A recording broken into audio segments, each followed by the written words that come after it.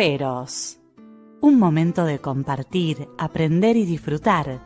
Espera lo inesperado con la licenciada Susana Rasinski.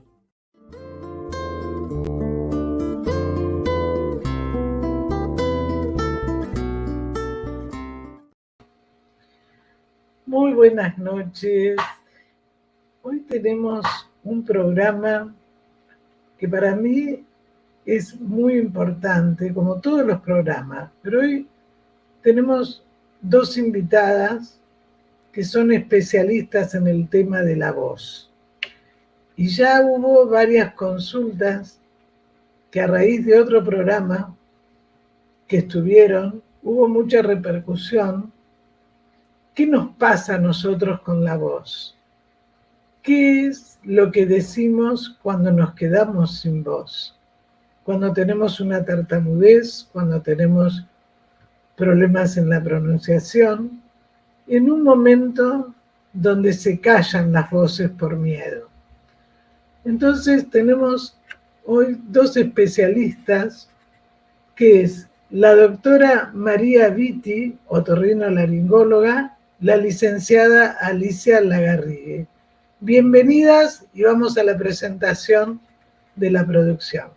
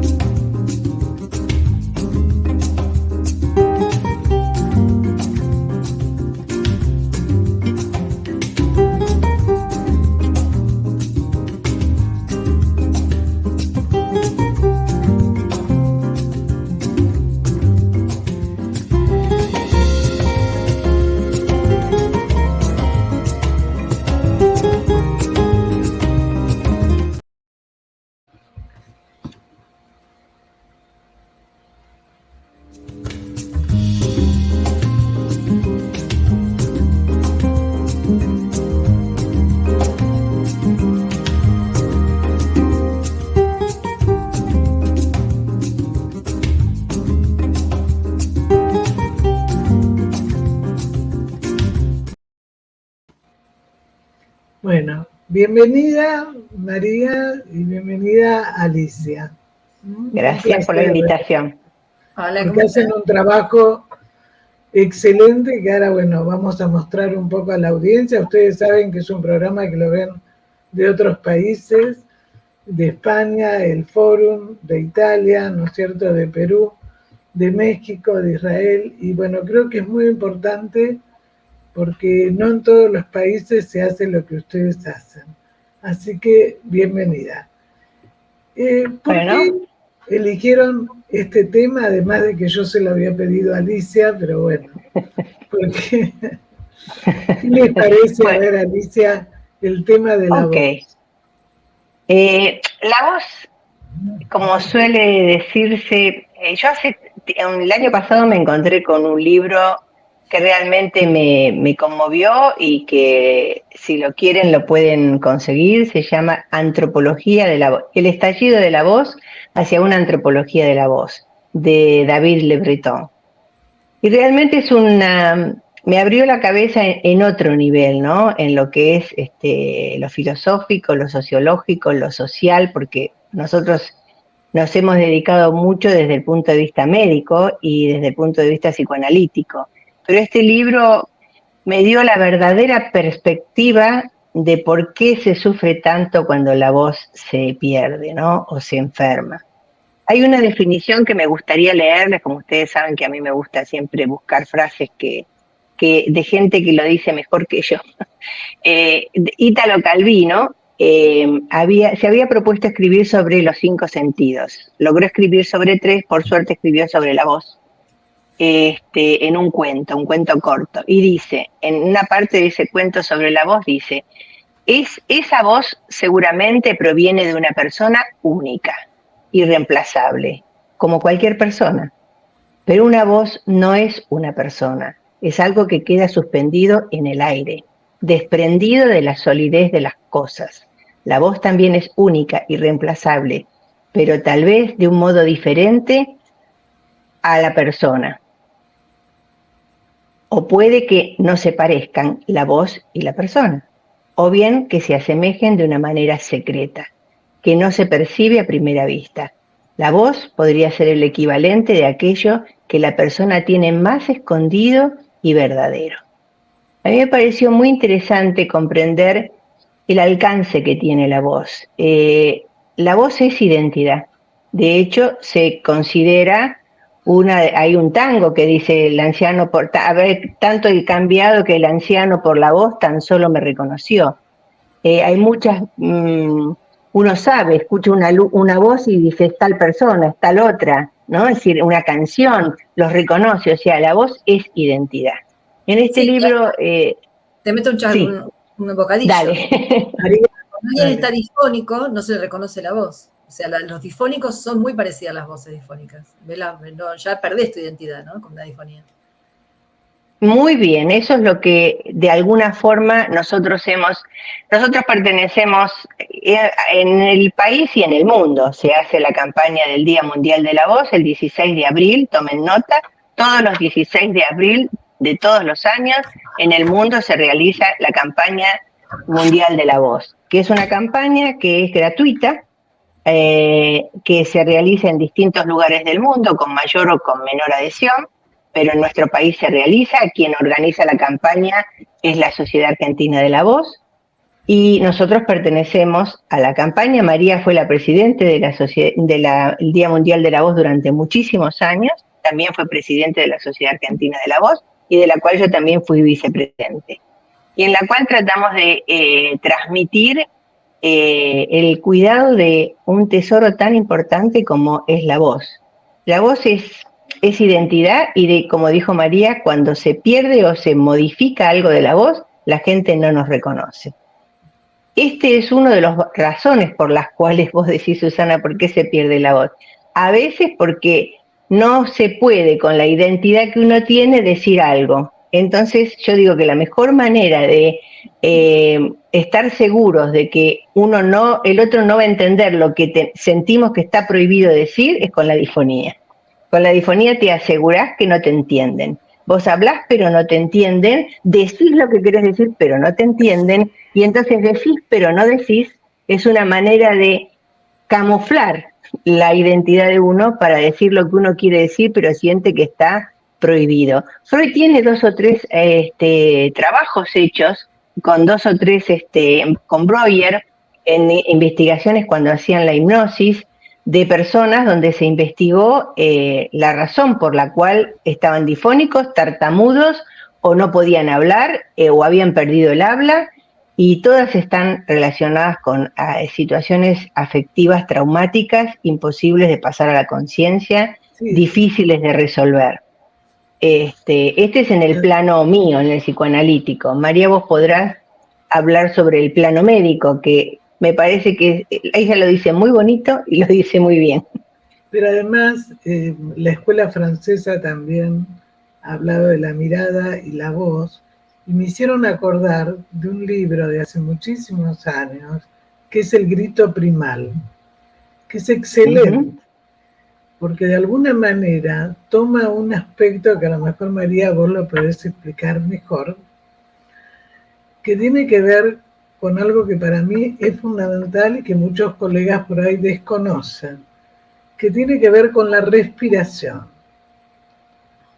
Y que es algo que es elemental, ¿no? En momentos de tensión, cómo tenemos que saber cómo respirar. En este libro del Grito Primal explica cómo sacar ese grito de adentro, ¿no? Con la respiración, pero te dejo a vos que sos la que sabe. Parece que como que todo lleva a pensar un poco qué es la voz normal y cómo es la emisión normal de la voz. Muchas veces cuando yo hago un estudio de cuerdas vocales y le muestro al paciente, mira, acá está un cuerda, ¿cómo son 2 nada más? Porque la gente tiene idea de que adentro hay una guitarra, o sea, como no sabe, inventa, ¿no? Entonces es importante saber que las cuerdas vocales que están ubicadas en la laringe, que es el órgano que está acá adelante, donde está la nuez de Adán, digamos, son 2, y que tienen un movimiento de cierre y apertura, o sea, se cierran para fonar y tragar, y se separan para respirar. La laringe tiene una función muy importante para hablar y muy importante para tragar, porque es la que nos permite como separar los dos conductos, ¿no? Cuando yo me atraganto es que se me fue por el otro lado, si se me va para el pulmón, o sea, eso tiene que ver con las cuerdas vocales también. Pero esa no es nada más que la fuente. Es decir, es el órgano que va, la laringe es el órgano, pero las cuerdas vocales son las que van a vibrar para emitir ese tono de voz. Ese tono puede ser un tono limpio, puro, como una voz de FM, digamos, o un tono rasposo, soplado, que lo llamamos difonía. Pero realmente, para que esas cuerdas vocales vibren, tiene que estar bien la parte respiratoria, y es ahí donde viene vos lo que hablas del glottopimal, ¿no? O sea, la respiración, o sea, no uno se imagina un cantante que vaya, estos días murió Whitney Houston, ¿no? O sea, no se imagina que alguien va a hacer una emisión fuerte de la voz sin usar todo el cuerpo. Si uno la ve cantar, ves como ella usa realmente todo el cuerpo, parece que los pies se aferran al piso y la energía viene subiendo y toda parte de todo eso y termina, ¿no?, en esa salida de la voz. Y a su vez, nosotros no modulamos la voz con las cuerdas vocales. Es decir, cuando el famoso dice, ¿qué te pasa que no hablas? Te comieron la lengua a los ratones, porque realmente nosotros modulamos con la lengua. Es decir, si una persona que pierde su laringe por una enfermedad o por lo que sea, puede continuar hablando con otra fuente de sonido. Y sin embargo, cualquier persona que tenga un problema en la lengua, ahí ya no hay forma de hablar, ¿no? O sea que creo que hay que entender que la voz transita diferentes órganos. Entonces, eso es una voz normal, y así como Alicia estaba hablando de que de alguna manera la voz espeja los dramas del alma, también espeja los dramas físicos. O sea, una persona que está débil, una persona que está, vamos a decir, tiene una ancianidad con debilidad, con decrepitud, vamos a decir, su voz también va a estar decrépita, cascada, baja, traduce.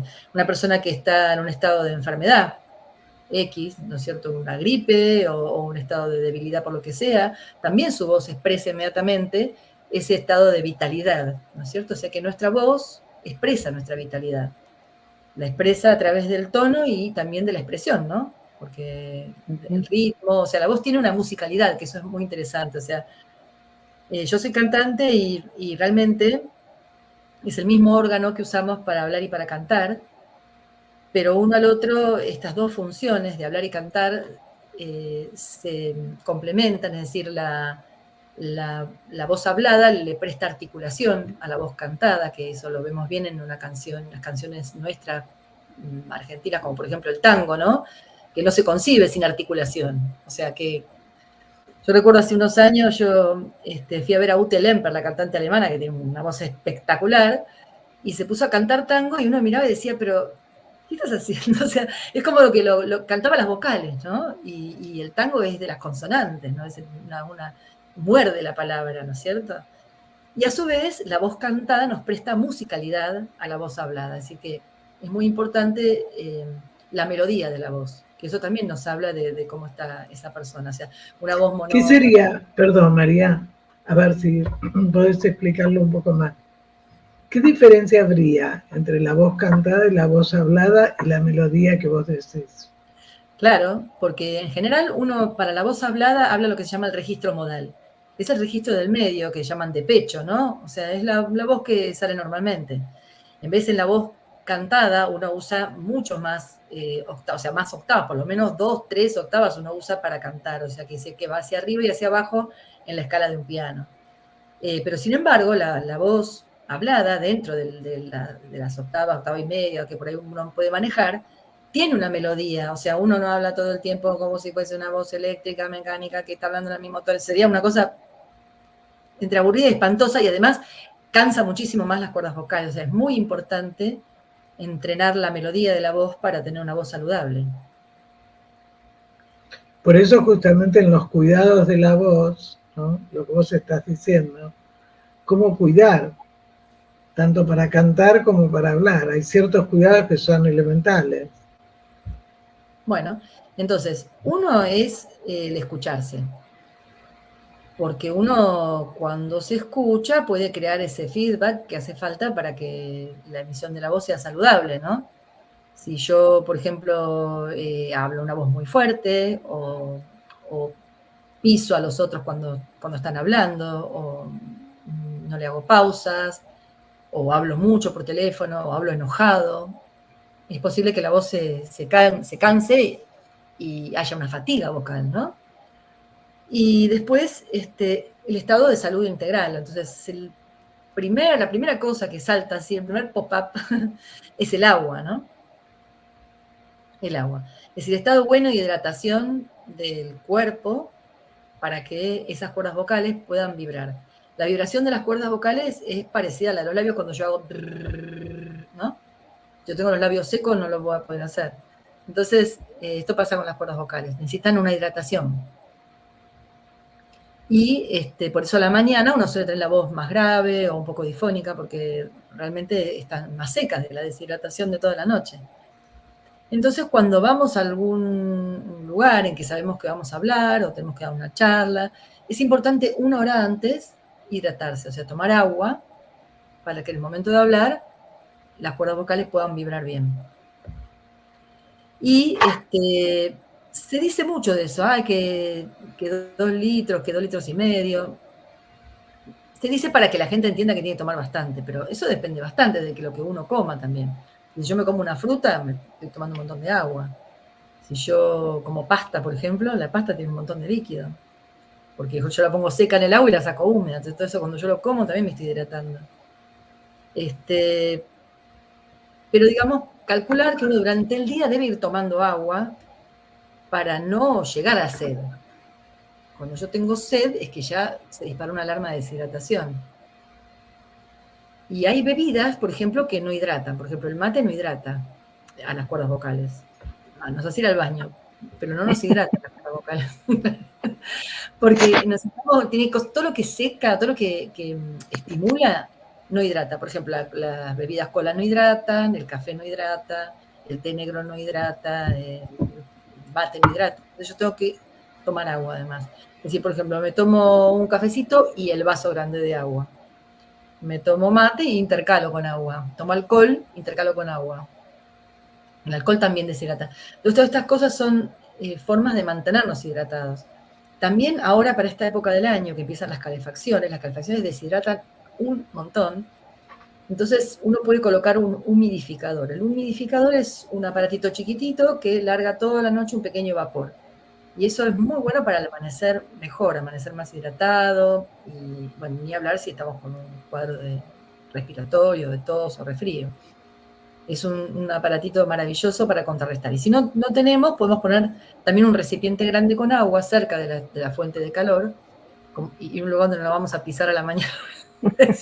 Se van a acordar de mí si meten la pata en el agua, pero que vaya largando un vapor. Las oficinas, por ejemplo, es terrible. Todo lo que hay en una oficina produce deshidratación y moco. Por ejemplo, se llaman iones positivos, al revés. Estos iones positivos son muy negativos para la salud, que están dados por los tubos fluorescentes, las alfombras, todas las cosas de plástico, los aires acondicionados. Entonces poner, por ejemplo, una pecerita con piedritas y agua, un recipiente en la mesa de la oficina, mejora también nuestro estado de hidratación. Capítulo 1, el agua. ¿Cómo sabemos si estamos bien hidratados o mal hidratados? Ustedes piensan que el cuerpo es maravilloso en cuanto a los mecanismos, o sea, tiene siempre mecanismos que nos avisan. Entonces, por supuesto que el producto final del agua es la orina. Yo tomo agua, en el momento orino. Entonces, la orina no tiene que ser transparente, porque si es transparente es que estoy pasado de agua, y tampoco está bien, o sea, no hay que estar pasado de agua. Tiene que tener un color amarillo clarito, si es oscura la orina es que estoy deshidratado, entonces tengo que calcular que tengo que regular y mirar cuando voy al baño, porque no estoy mal, estoy viendo cómo funciona mi cuerpo, o sea, yo pues me puedo chequear. Es como chequear una alarma o un funcionamiento de cualquier máquina, ¿no? Que tiene su mecanismo de desecho por ahí. Bueno, hablé mucho, Ali, interrumpime un poco.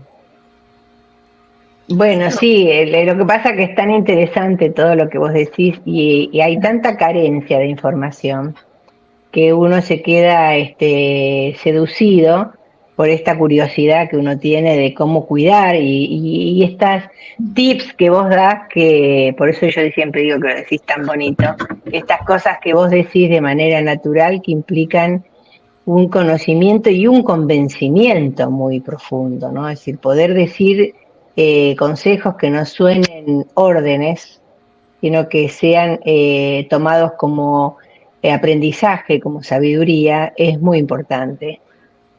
Vos lo dijiste, no se trata de encontrarse con uno, se trata de mirar el cuerpo de uno, se trata de vigilar cómo está uno, de observarse, ¿no? Cuando vos dijiste antes, Susana, y una de las cosas interesantes que leí hace poco es este tema de cómo se forma la melodía de la voz, ¿no? Entonces, dice que el bebé, cuando está en la pancita, reconoce los sonidos. Recién la vista aparece como un reinado mucho después de la voz, mucho después que sale, que crece, sí, y entonces la voz va registrando. Se hizo una prueba de que también el papá le hable en cierta melodía, igual que la mamá, para que el niño cuando nazca o la niña pueda reconocer esa melodía.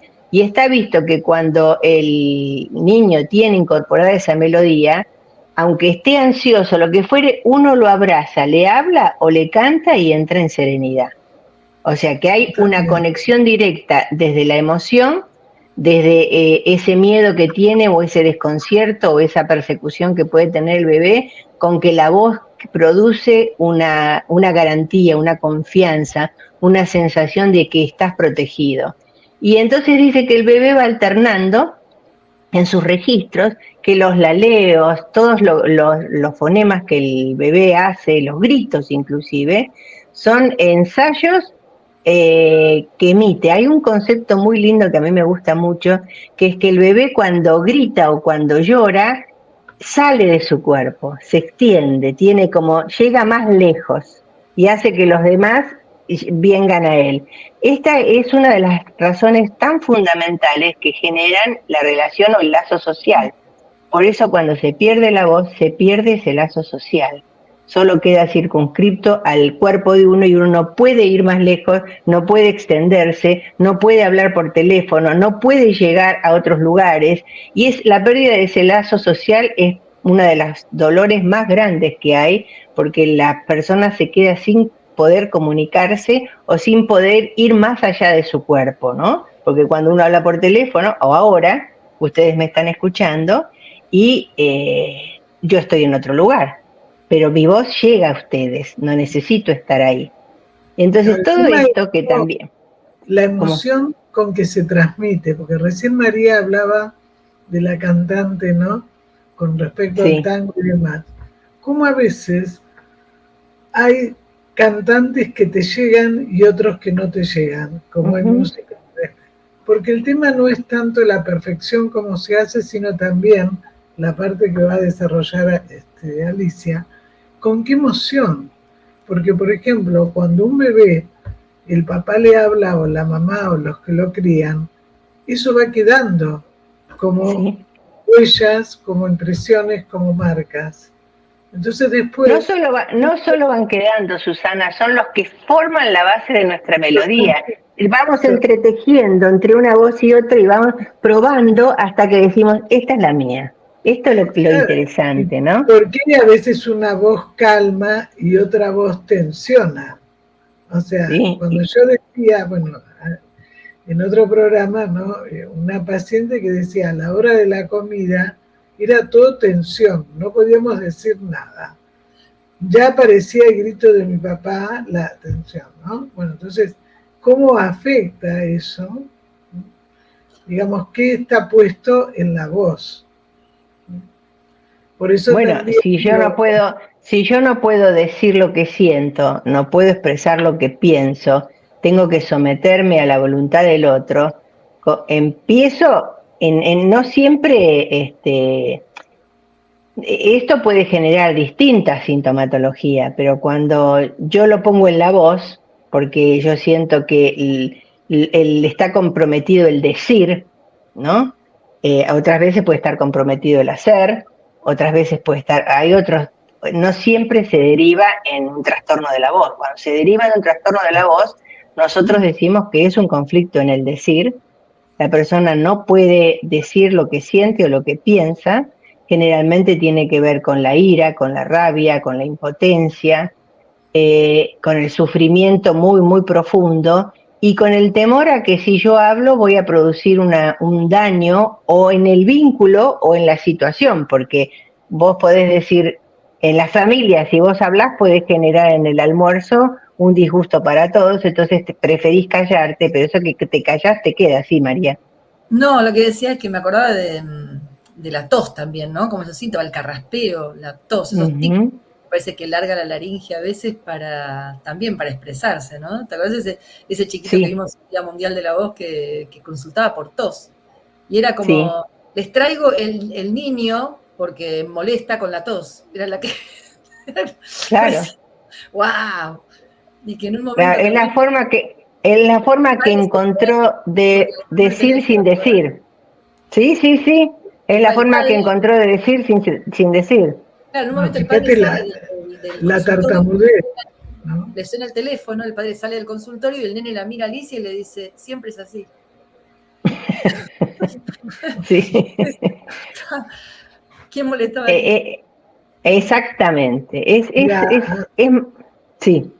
No, hace poco tiempo, muy poco tiempo, un muchacho que en el momento que estaba embarazada la mamá, se tuvieron que ir por el proceso militar porque le avisaron que lo venían a buscar.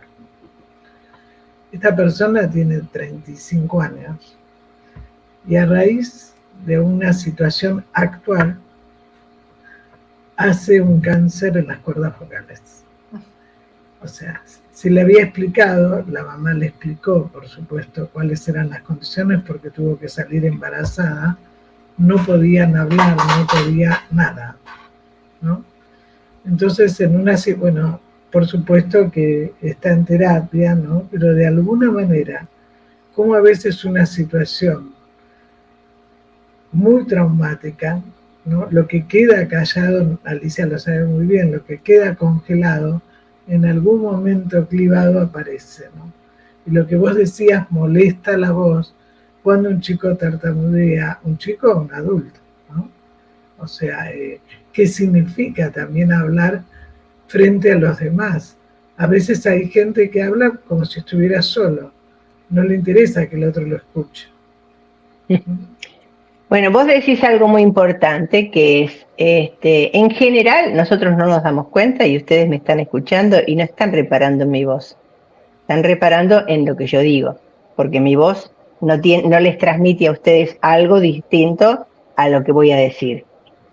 Cuando en las disfonías espasmódicas, en las disfonías, en cualquier otra alteración de la voz, como puede ser lo que vos decís, el tartamudeo, en la articulación, en la deglución, en lo que fuere, lo que pasa, lo que es fondo pasa a ser figura, ¿no? Se pasa a ser presencia. Uno deja de escuchar lo que dice porque toma protagonismo la voz. Vale la pena explicar lo que es la disfonía espasmódica, porque es una enfermedad poco frecuente y entonces la persona que la padece muchas veces pasa mucho tiempo hasta que le diagnostican, porque le dicen esto es nervioso, esto es nervioso. Todos sabemos que todo es nervioso, nervioso y no nervioso, o sea, no debemos dividir las cosas, pero estos son personas que de la noche a la mañana no disponen de la voz, o sea, van a hablar y la voz no aparece, se les entrecorta, como que sale frenada, cascada, como interrumpida. Pero no es un temblor, porque un temblor es una voz fluida que tiembla, ¿no? Como si yo en este momento le estuviera hablando así. No, ellos no, es que no pueden. Quieren hablar y la voz no sale. Es muy importante que si ustedes conocen a una persona que tiene eso, que consulte, porque es una enfermedad poco frecuente, está dentro de las enfermedades poco frecuentes de la FADEPOF y hay una asociación de pacientes que lo ayudan a esto, porque es increíble eso, ¿no? Que todavía haya personas que de pronto tienen una enfermedad y con tanta información no pueden saber de qué se trata, pero es así. Así que bueno, ya he pasado eso para ese aviso, para que ya que hablaste de la disfonía espasmódica, que uno puede tener un trastorno en la fuente, como decíamos antes, que la voz salga ronca, soplada, o que haya un problema de la coordinación del movimiento, como son los temblores de la voz, o las disfonías espasmódicas, o ese tipo de cosas que tienen que ver, que cuando sale bien, pero directamente no está disponible. Sí, y en esos casos, hace poco salió un libro de la licenciada Liliana Sigal sobre disfonías espasmódicas, en la cual escribimos un capítulo, tanto María como yo, acerca de una mirada un poco más profunda con los conocimientos que hoy tenemos sobre esa patología. Es muy traumática. La verdad que la gente sufre mucho de no tener a disposición, no saben si van a poder hablar o no. Por ahí en un rato hablan y en otro rato no hablan, y es muy traumático. Las personas dejan de salir, pierden el lazo social, como decíamos antes. Hablas de perder algo. Vos sabés que estaba pensando hoy, cuando empecé a pensar en la charla de hoy, ¿por qué la gente es muy común que diga, no, yo perdí la voz? O sea, no te hablan de que tengo una disfonía, sino te dicen que perdieron la voz, como si la hubieran dejado en algún lado. Y a veces lo dicen con una cierta fatalidad. ¿Entendés? Yo antes cantaba y ahora ya no puedo cantar. Yo antes leía en voz alta y ahora ya no, por ejemplo. O sea, como no sé, como aceptando esto, que la verdad que no tiene que ser así. O sea, yo creo que desde el punto de vista de la realidad, como vos decís, María, desde la parte médica, eso no tiene por qué ser así. Pero yo creo entender que cuando el paciente dice eso, lo que nos está diciendo es que cambió. Que antes era uno y ahora es otro. Lo que tenemos que saber es por qué. A veces cuando uno entiende el porqué de ese cambio, vuelve a cantar. Porque el síntoma solo estuvo ahí para mostrar que había algo para resolver, para analizar, para enfrentar desde un lugar distinto a la disfonía. Pero yo creo entender que lo que están hablando es de la pérdida de una identidad. Yo antes era uno y ahora soy otro. No tengo a disposición, es decir, tanto abusé de esto, ¿no? De no poder, de callar, de reprimir o de aguantar, que llega un punto en que ya ni siquiera puedo hablar, porque cualquier cosa amenaza con que yo hable.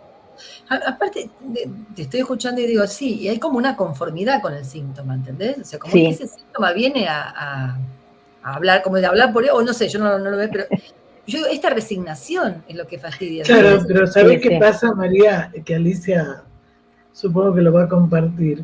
Es una defensa de la persona. O sea, la persona la ayuda como protección frente a una situación, supongamos, un abuso, una cosa en el trabajo, lo que fuera, y que se ve muchísimo en los trabajos, las licencias médicas, por trastornos de la voz. Y no se hace a veces buenos diagnósticos, ¿no?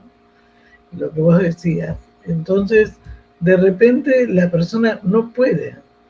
Es decir, bueno, me quedé sin voz. Bueno, es como que eso la ayuda, entre comillas, ¿no? Como tiene una excusa racional, pero que no le permite ver qué es lo que le pasó. Y se sigue tapando con la ausencia de la voz, ¿no? Lo que le está pasando. Por eso es muy importante lo que ustedes están diciendo. Es muy interesante porque en la última campaña, este año, la campaña hace años que la venimos haciendo en el CEMIC, la doctora Vitti, la licenciada Pilar Bertuzzi, hace unos años participa también la coach vocal Alejandra Ramos y yo, y este año agrupamos a los cantantes, a los profesionales de la voz, para meternos más de lleno en la investigación. En la realidad es así.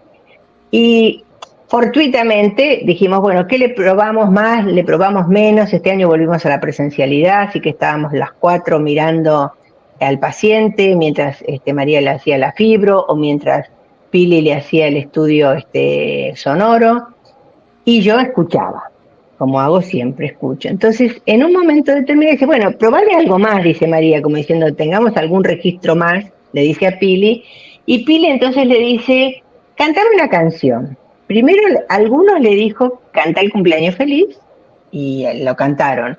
Otros le dijo, cantame una canción. Y fue muy interesante, porque a los que se le dijo, cantame una canción, la canción que eligieron representaba el drama que tenían.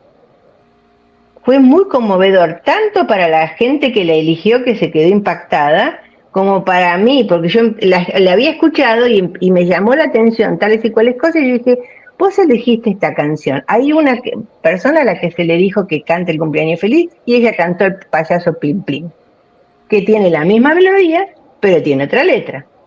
Y cometió un acto fallido. Entonces digo, ¿cómo se le arregla el inconsciente para expresar lo que tiene que expresar?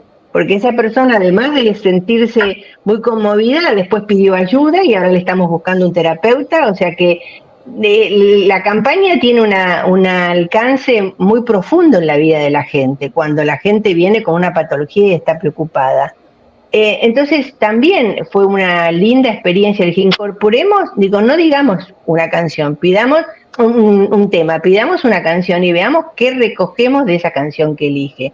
Una persona eligió una canción en árabe que nosotros no entendíamos lo que estaba diciendo, pero estábamos sumamente conmovidas con lo que sentíamos al escuchar la canción. Dije, ¿qué decía la canción? Y hablaba de la búsqueda de un amor que no llega, de un amor. Me contó su vida, ¿no? Entonces, otra también eligió otra canción que era muy significativa de todo lo que después fue diciendo, con las pequeñas cositas que había puesto en el formulario. Entonces, esto hace que nuestra presencia en la campaña, que cuesta mucho incorporarla, porque está más asociada a lo médico, tampoco hay tantos profesionales que estén dispuestos a meterse con el significado inconsciente de una enfermedad desde el punto de vista psicoanalítico. Pero bueno, yo sigo adelante, hace más de 15 años que estamos en la campaña y cada vez corroboramos más la necesidad. ¿Cómo? Contar un poquito que en realidad ese día, por una situación especial para la campaña, en el consultorio está el paciente, la fonoaudióloga, el otorrino, la psicoanalista, la maestra de canto, todos juntos atendiendo al paciente. Entonces se le va haciendo todo digamos, el examen físico, se le preguntan las cosas de antecedentes, etcétera, y después Alicia se la lleva para una entrevista privada, pero ese espacio que se brinda, o sea, yo, digamos, para que algo aparezca, ¿no? Como en todo, tiene que haber un espacio. Si ese espacio no está, la cosa no surge, ¿no? Y ese espacio se fue creando a través de los años, y en nuestro caso, pues no en todos los lugares lo hacen, es un espacio hermoso de multidisciplina en el cual todos nos relajamos. O sea, no es que digamos, no es ese espacio de tensión de escritorio, usted está allá, yo acá, de hecho no hay escritorio, es casi una ronda, ¿no? Donde el paciente es examinado y es invitado a relajarse, a sentirse cómodo, a contar, creo que es lo lindo de eso, es justamente lo que surge de la creación de ese espacio, ¿no? Pero además, María. Vos decís sí. Algo, que las que hemos trabajado en un hospital y trabajábamos en forma interdisciplinaria y tomábamos las admisiones, no una persona, es fundamental, porque a veces uno escucha algo, percibe algo que el compañero no. Entonces después en el diálogo entre todos se ve realmente qué es lo que pasa, ¿no? Qué es lo que en ese momento es más importante para la persona. Yo quería hacer una... Sí. No, que agrego esto porque en ese espacio que es así, como dice María, se genera una confianza. El paciente se siente contenido, se siente en red, siente que todos estamos mirando, y lo interesante que hablando ahora acá, digo, una de las cosas que se produce es que tanto Pili como María como el Ale miran la parte de la voz, y yo miro el contenido de la voz, que está escondido debajo de esa patología o de esa alteración. Entonces, al estar todos juntos, es como que integramos el contenido y el trastorno, y podemos entender el sufrimiento más entero de la persona, ¿no? Sí, además, al principio, ¿te acordás cómo era así? O sea, realmente había un consultorio, entonces atendíamos a uno y después lo mandábamos, o sea, teníamos otro timing, había más gente, o sea, decidimos por ahí hacer menos consultas, tomar también más gente que consultara por patología, porque a veces la gente era por un control y no tenía nada, esos los citamos para otro día, los vemos de alguna forma, pero realmente ir a los casos más que que los pacientes lo vivenciaban como un problema, ¿no? O sea, no un control, sino un problema. Entonces, esta posibilidad de evaluarlo juntos es realmente muy bueno para el paciente, no sé, porque no se sienten intimidados, o sea, se sienten, yo no los veo intimidados cuando entran, por el contrario, se sienten comprendidos, o sea, agradecen muchísimo ese espacio y ese lugar. Voy a tirar un cuidado más de la voz, mirá, el sueño. Después de gritar como un desgraciado, o no sé, o vender tomates en un lugar público, lo que más afecta a la voz es dormir mal. Es una cosa que la gente no lo sabe esto en general. Los cantantes generalmente sí, porque ellos saben que tienen que dormir muy bien cuando tienen al otro día un show. Pero la falta de sueño o el mal sueño afecta mucho la voz. Y hay muchos problemas de sueño hoy en día entre las personas. O sea, creo que es un tema relevante que no hay que dejar pasar. Roncar no es gracioso. Es decir, si alguien ronca, tiene la chance de estar teniendo apneas de sueño. La apnea de sueño es una enfermedad que trae muchos trastornos físicos y emocionales, porque desde el punto de vista emocional puede traer estados de ansiedad, de inquietud, de, no sé, insomnio. Y desde el punto de vista físico, por ejemplo, hipertensión, aumento del cortisol, bueno, y en la voz se traduce también por una voz cansada o fatigada. A veces nosotros estudiamos mucho, me acuerdo una mujer, lo estudiamos por todos lados, no tenía realmente nada. Yo decía, ¿por qué esta mujer no recupera su voz? Hasta que se me ocurrió preguntarle, la estudiamos y tenía un problema que no parecía, porque no se imagina que la persona roncadora es un obeso o fumador, una persona, pero a veces no. A veces son personas jóvenes y que no tienen sobrepeso y roncan también y tienen apneas de sueño. Ya, muy jóvenes, María, porque lo que decís es muy importante. El otro día, una paciente joven planteaba que su pareja duermen separados por el ronquido, ¿no? Estoy hablando de 25 años, y donde hay mucho consumo de marihuana. Entonces, el tema es, ¿no?, que cada vez en gente muy joven, por la excusa, entre comillas, del ronquido, duermen en habitaciones separadas porque no se soportan.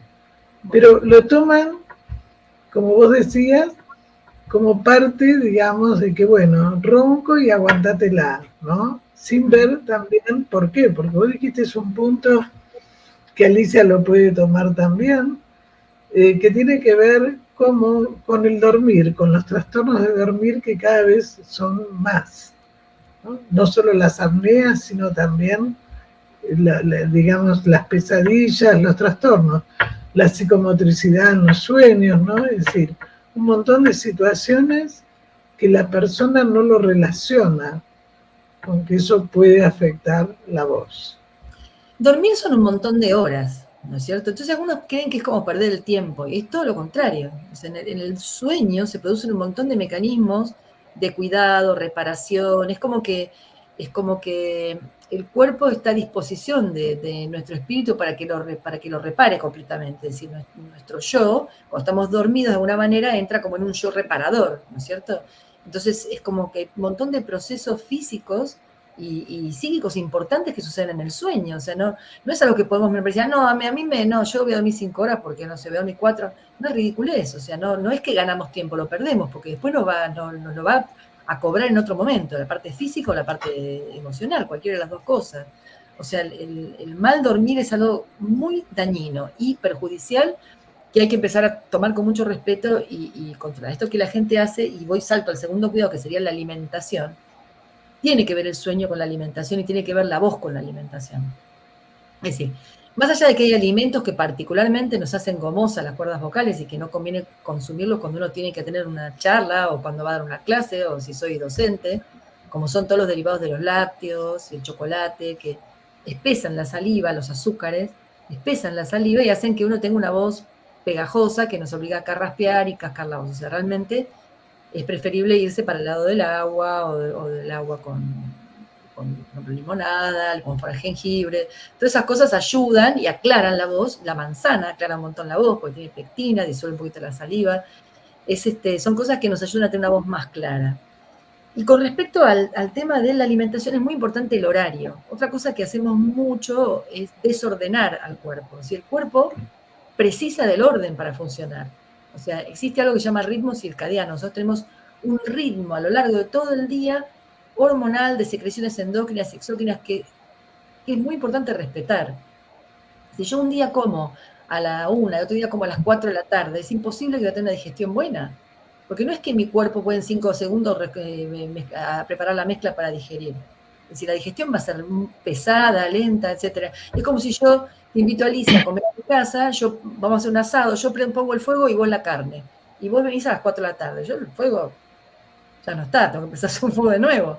Entonces toda esa carne va a quedar, si yo la pusiera en el asador sería un desastre, ¿no? Tendría que hacer el fuego abajo otra vez.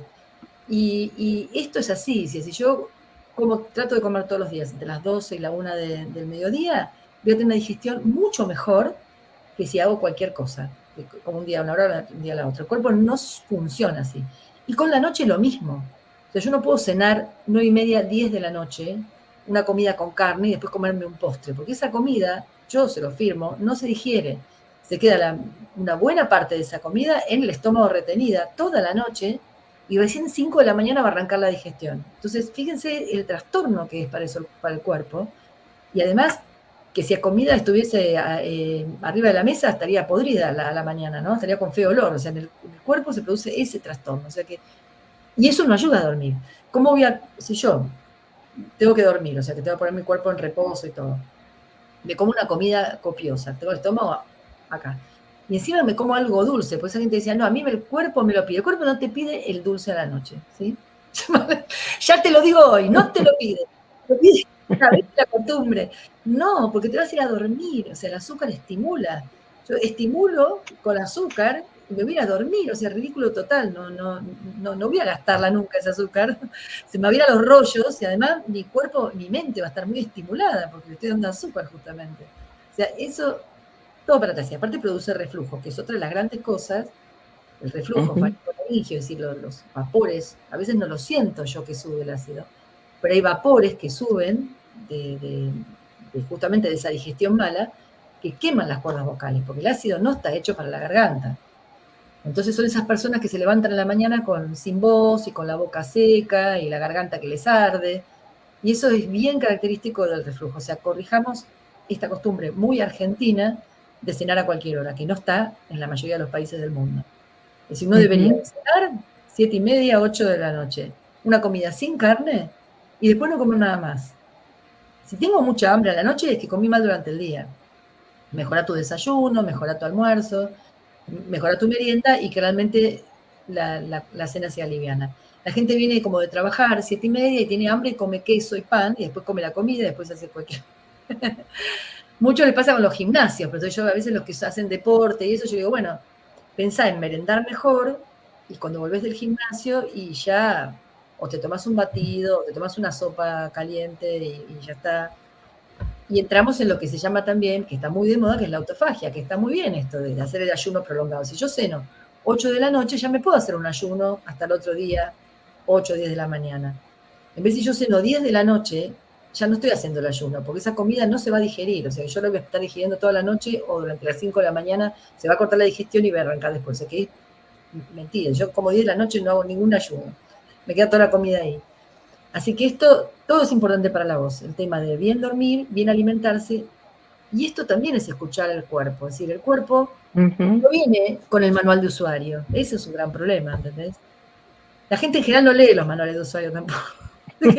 No sé si ayudaría, pero por lo menos podríamos consultar. O sea, esto, y los médicos no tendemos a hablar del funcionamiento normal y el cuidado normal del cuerpo. Es decir, en general nos enganchamos más con las enfermedades que con el cuidado y el funcionamiento normal del cuerpo. Entonces, estudiar esto y transmitírselo al paciente a veces le hace entender. La gente en general se revela bastante con esto de cenar temprano, pero uno le puede decir, mira, ¿por qué no haces la prueba? Probá cenar temprano 3 semanas, pongamos. Y fíjate, porque esto es uno puede usar el cuerpo como su propio laboratorio, ¿no? Entonces inmediatamente el cuerpo agradece cuando uno funciona mejor y hace las cosas mejor. Pero ¿cómo haces, María, cuando vos trabajás hasta muy tarde y, por ejemplo, los que trabajamos al mediodía, que nos da sueño, porque es lógico, uno come más liviano al mediodía, ¿no? No. Entonces si el tema es qué comés también. Al mediodía lo que comes te da sueño, es que no comiste algo que te ayudó. Porque en No, realidad pero cuando no estás acostumbrado a comer, cuando no Bueno, estás acostumbrado a almorzar, para mí es muy importante el desayuno, ¿no? Porque al mediodía a veces tengo muy poco tiempo y prefiero comer una fruta o una ensalada. No bueno, comer más. Eso no te da sueño. no te da sueño, te despierta, y una ensalada puede tener un montón de nutrientes que vos podés hacer una comida bien completa. Si vos ponés, por ejemplo, legumbres en esa ensalada, Exactamente. integral, o ponés frutos secos, todo Sí, eso sí, sí. te puede hacer una ensalada bien, bien tupida. Carne tampoco hay que comer tanta, o sea, podemos pasar de carne roja a carne de pollo, de pescado, que se digieren Sí, mucho o más rápido. pescado, para mí es lo mejor, ¿no? Para los que trabajan hasta tarde, señores, tienen que cortar, comer y después seguir trabajando. O sea, no puedes comer cuando terminaste de trabajar. La realidad es que no es saludable. No, y yo creo que hay una cosa que Lin Yutan, hay un libro antiguo que es El arte de vivir, que él justamente dijo algo que vos, ¿cómo masticar los líquidos? La gente come algo caliente con una bebida muy fría. Bueno, para la voz y para todo el cuerpo, ¿no? Eso no sirve. Pero Bueno, creo que sí. El proceso de la digestión es un proceso químico y precisa de temperatura. Si yo, por ejemplo, voy a comer la comida que sea, la más saludable, no sé, un pedacito de pollo a la plancha con una papa, supongamos, y me tomo un vaso de gaseosa helada, no lo voy a poder digerir porque estoy diluyendo mis jugos gástricos con una bebida fría y gaseosa, con lo cual es un desastre. O sea, si el estómago pudiera hablar, diría, ¿qué me haces? Déjame digerir tranquilo. Sí, pero vos sabés que esos tips, como te dice Alicia, a veces no se los dan a las personas. Si nosotros en la terapia, cuando sugerimos esas cosas, en ciertos pacientes, ¿no? Se sorprenden. Y cuando empiezan a ver cambios, no solo en su voz también, por ejemplo, los chicos van sin desayunar a la escuela. Entonces eso provoca que los chicos se duerman, no tienen energía para poder pensar. Y de repente, ¿no? En nuestra época, por ahí nos ponían en un coro y no nos enseñaban, ¿no es cierto?, a respirar. Bueno, ahora por ahí no los ponen en un coro. Pero ¿qué pasa? Van al kiosco a comprar un alfajor. Entonces, los problemas que hay por la mala alimentación es muy grave. Porque a veces la gente cree que lo que come le nutre. Vos dijiste recién, esta relación entre la voz y la alimentación es muy importante. Hay un sutra que dice que uno no se alimenta de lo que come, sino de lo que digiere, ¿no? Y esto es para todo. Uno puede escuchar esta charla, se quedó. Bueno, María juega con ventaja porque María además es médica ayurvédica, con lo cual tiene un conocimiento, una investigación, porque no es por casualidad, no es porque fue, sino porque le despertó curiosidad conocer esto que ella sabe que tiene relación. Entonces, conocer todo este aspecto a ella le da un background muy, muy importante cuando ella aconseja, dice, y lo dice, como digo yo, siempre muy bonito, y hace que la gente por lo menos lo escuche. Después no es tan sencillo, a veces para algunos, porque no pasa por lo intelectual, pasa por lo emocional cuando no se puede, entonces ahí ya es otro tema, que no es el que... Pero lo que vos decís...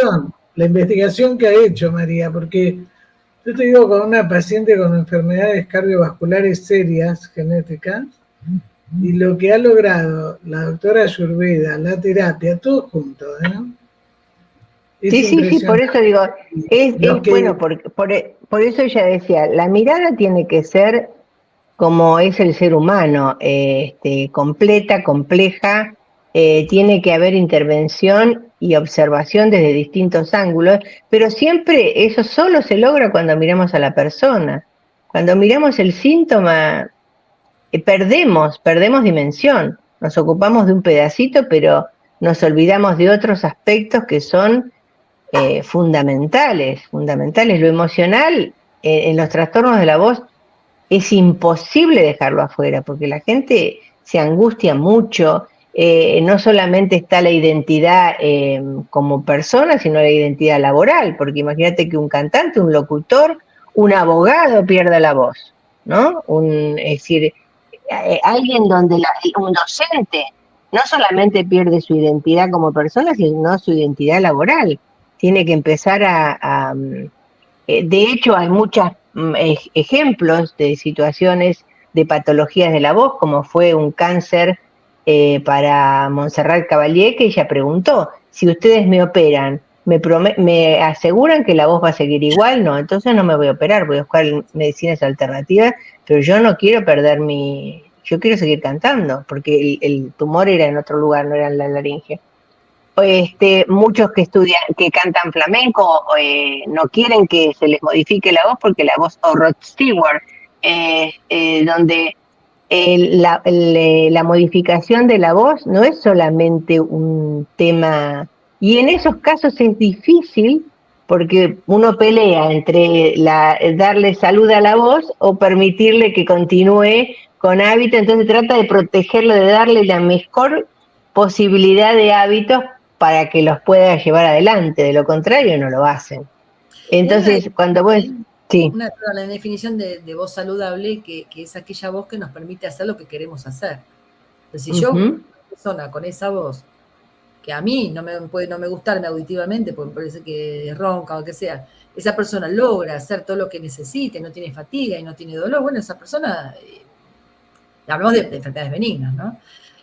Dicho una cosa muy importante para tener en cuenta, que toda disfonía, o sea, trastorno de la voz de más de 15 días de evolución, tiene que tener una consulta otorrinolaringológica para ver qué está pasando. Que no hay excusas, o sea, no es que, no, porque yo fumo, perdí la voz. No, hay fumadores que no pierden jamás la voz. O sea, no tienen por qué, porque fumo, no, tengo reflujo, no, porque grito. No, si yo tengo una disfonía, yo hablo igual que mi mamá. Esa es típica que a veces, no, yo hablo igual que mi mamá. Y bueno, sí, pero ¿tu mamá qué tiene entonces? Que venga vos y tu mamá. Entonces, no tenemos que engancharnos con esto que los pacientes a veces nos enredan, ¿no? No, yo siempre hablé así, no me importa. Yo quiero saber por qué. Porque esto, entonces una vez que sé por qué, que eso se hace un examen simple, que es a través de la boca o de la nariz, con una gotita de anestesia, uno puede mirar las cuerdas vocales, tengo un diagnóstico. Después, listo, haz lo que quieras, pero esto que pasó con tu paciente, Susana, que decía, un cáncer de laringe y avanzado, el cáncer de laringe en sus comienzos es una pequeña carraspera, ¿entendés? No es que aparece así como en un hígado que es solapado. Nosotros tenemos un poquito de moco y ya la voz no sale igual. Entonces, da aviso enseguida. ¿Y la gente qué hace? Y no va. No va porque no, ya me va a volver, no, ya se me va a pasar, no, el año pasado estuve así, después se me pasó. No hay que conformarse con eso, hay que por lo menos tener un diagnóstico y después uno ya decide qué hacer. Y el diagnóstico hoy en día es fácil de tener. Nosotros tenemos un mail para pasar, que es de la Sociedad Argentina de la Voz, que es como para cualquier persona que no sepa a quién consultar, puede escribir ahí y le pueden decir cerca de su... Adrián, mientras que yo voy a anunciar, porque se nos fue el programa, pero yo voy a anunciar el próximo y ustedes van a hacer el cierre, y Adrián podés poner info arroba, ¿no? ¿Es este? Sí, info arroba. Perfecto. Bueno, el próximo programa vamos a tener una colega que es Eva Rottenberg, cómo abordar las patologías graves en niños y adolescentes si tienen cura. Pero las dejo a ustedes para cerrar el programa y vamos a tratar de que se ponga en la pantalla el mail, ¿sí? Ok. Y les agradezco, por supuesto, a María y Alicia. Bueno, gracias a ustedes por la invitación para transmitir esto que para nosotros es tan importante, que es el cuidado de la voz, por todo lo que dijimos que simboliza, significa, y que es muy, muy conmovedor cuando se pierde. Y esto solo se advierte cuando pasa. Entonces tratemos de hacer algo para prevenir eso, cuidémosla, porque realmente es uno de los mejores tesoros que tenemos. Bueno, Mary. Y mi cierre sería recordar entonces hidratación, sueño, alimentación, conexión con la voz, la consulta enseguida cuando notamos un trastorno, y bueno, sopesar siempre el tema de la emoción como un factor desencadenante, porque si lo miramos, está. Hay que encontrarlo y tratarlo también. Conexión con el cuerpo y cuidar esa conexión en el sentido de cómo funciona mi cuerpo, qué está pasando, y no pelearme con lo que aparece, sino en tratar de entender por qué apareció y cómo puedo ir para adelante y curarme. Que se puede curar. Cuando uno escucha las señales del cuerpo. Así es, eso es muy importante. Muchísimas gracias, un abrazo a las dos. Gracias. Bueno, igualmente, chao, que sigan bien.